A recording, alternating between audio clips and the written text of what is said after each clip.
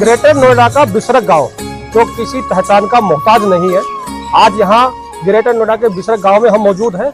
यहाँ रावण का जन्म हुआ था।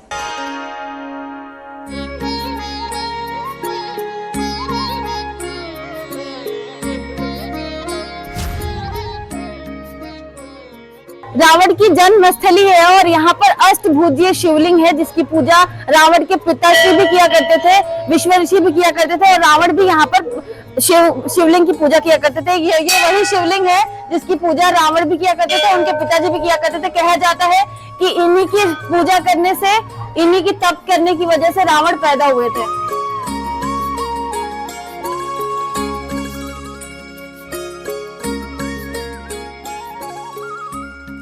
ग्रेटर नोएडा के बिसरक गांव में राम रावण दोनों की होती है पूजा। शिव पुराण में भी गांव का जिक्र। मंदिर में अष्टभुजी शिवलिंग है। दशहरे के दिन पूजा अर्चना के लिए दूर दूर से आते हैं श्रद्धालु। इसी गांव में विश्व ऋषि के यहाँ रावण का जन्म होने की मान्यता। यह गौतम बुद्ध नगर का बिसरक गांव है जहां रावण का जन्म हुआ था। इस गांव का जिक्र गीता के साथ साथ शिव पुराण में भी किया गया है। यहां अष्टभुजी शिवलिंग है। बताया जाता है कि इस शिवलिंग की स्थापना रावण के पिता विश्व ऋषि ने की थी और उनकी पूजा किया करते थे।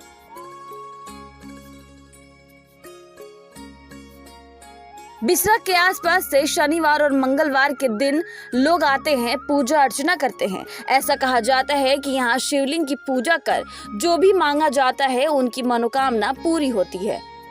स्थानीय लोगों ने बताया कि शिवलिंग की गहराई आज तक कोई नहीं जान पाया है।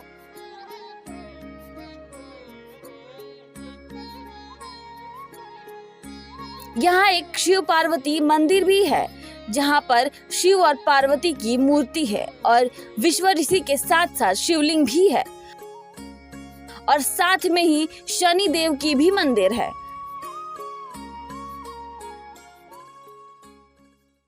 मंदिर के इतिहास के बारे में और जानकारी प्राप्त करने के लिए हमने वहां के महंत जी से बात की। महंत जी ने क्या कुछ कहा, सुनिए। मान जी, बहुत बहुत स्वागत है आपका खबर टुडे के न्यूज पे।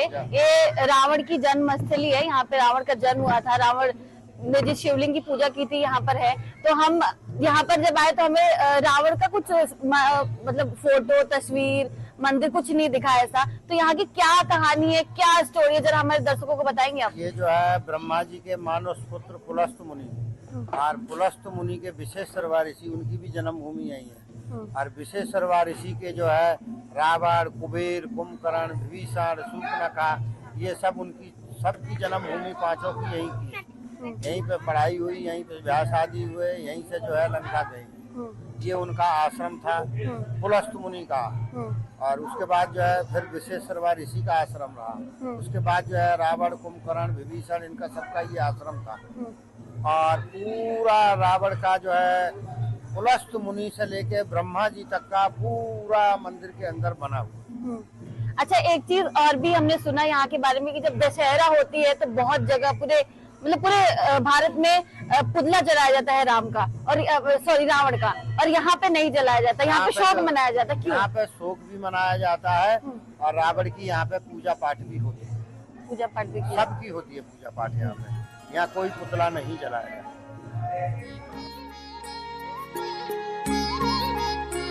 वहीं स्थानीय लोगों की इस मंदिर में क्या आस्था है रावण के लिए, वो क्या कुछ कहते हैं, रावण को कितना श्रेष्ठ मानते हैं, सुनिए जरा। हमारे साथ मौजूद है बात करने के लिए। सर, ये रावण का गांव माना जाता है। बिल्कुल माना तो जाता क्या है। कहना चाहेंगे यहाँ के जो पुरानी चीजें हैं, कितना पुराना शिवलिंग है, कितनी पुरानी मूर्तियां हैं, किन किन लोगों ने यहाँ पूजा की? ये महादेव की कृपा है। आप यहाँ आए हो, आपने शिवलिंग देखा होगा। एक ये शिवलिंग कहीं बहुत कम जगह है, 10 दिशाओं का है, 8 दिशाओं का शिवलिंग है। 9वां पाताल है, 10वां आसमान है। यहाँ पे विश्वेश्वर नाथ जो इनके पिताजी थे, इनके नाना थे, इन्होंने दर्शन किया। आपने इसके बराबर में गुफा देखी होगी जो यहाँ से दुधेश्वरनाथ मंदिर तक जाती थी, आज के टाइम में बंद हो गई है।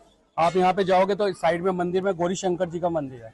गौरी शंकर की मूर्ति या तो यहाँ पे है या जागेश्वर धाम में है, इसके अलावा दूसरी कहीं नहीं है। और अगर आपके मन में कोई मनोकामना है, आप मांग के आओ, अगर 10 दिन के अंदर पूरी ना हो तो मेरा नाम हो। जैसा रावण विद्वान था पॉजिटिव, ऐसे ही उसने सब धर्म के यहाँ पर प्रचारक और देवी देवताओं का इस मंदिर में प्रतिष्ठा, प्राण प्रतिष्ठा आज श्री रामलला की हुई है, जो कि हमारी अयोध्या में हुई है। और उसी तरह यहाँ पर जी जान से कोशिश करके यहाँ के पंडित महंत ने इसकी सेवा के लिए हम लोगों को अवसर दिया है। आप लोग रावण को मानते हैं? जी हाँ, रावण विद्वान था, कौन मानता है? रावण तो हमेशा विद्वान रहा है। हाँ। प्रखंड पंडित था, है, उसके सामने कोई नहीं चलता था। उसने रामचंद्र जी के यहाँ शिवलिंग रामेश्वरम की पूजा करवाई थी, तो रावण को कैसे नहीं मानेंगे? जब वो विद्वान है, उसकी प्रखंड पंडित है, तो उसको तो मानेंगे। अच्छा, तो यहाँ मंदिर में आप आए हैं, कैसा लग रहा है? कब कब आते हैं यहाँ? जी मेरे को बहुत अच्छा लगता है। मोस्टली मैं सैटरडे को आता हूँ, हनुमान जी को यहाँ पर सिंधु में। बहुत बढ़िया। तो इस मंदिर के बारे में क्या क्या जानकारी बताएंगे? हाँ जी, ये मंदिर एक्चुअली रावण के पिताजी ने बनवाया था। एंड अंदर जो यहाँ पर शिवलिंग है, वो उधर रावण के पिताजी पूजा करते थे। तो यहाँ पर जो बच्चे हैं, स्कूल में पढ़ने वाले छोटे बच्चे हैं, उनकी भी बहुत आस्था है, वो भी यहाँ आते हैं। और यहाँ मंदिर के बारे में आसपास सबको पूरा ज्ञान है कि इस मंदिर की जो पूजा है वो किन किन लोगों ने की है, कौन कौन यहाँ पर आया था, जिस तरह से लोगों की आस्था है। और यहाँ पर सबकी मनोकामना पूर्ण होती है, ऐसा कहा जाता है।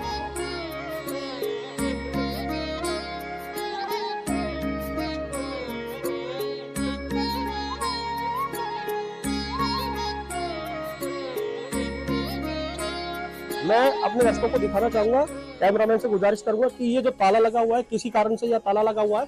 गाजियाबाद में दुधेश्वर मंदिर है, वहां तक इस गुफा का रास्ता है। और यहाँ से ये जमीनी सुरंग से होते हुए गुफा गाजियाबाद के दुधेश्वर मंदिर पहुंचती है। तो यहाँ पर लोगों की आस्था है, लोगों का प्यार है, लोग मानते हैं। और यहाँ पर कहा जाता है कि बहुत प्राचीन मूर्तियां यहाँ पर है, शिवलिंग यहाँ पर है। और जो भी लोग यहाँ आते हैं, कुछ भी मांगते हैं, उनकी मनोकामना यहाँ पर पूर्ण होती है। खबर टुडे न्यूज, कपिल चौधरी, नोएडा।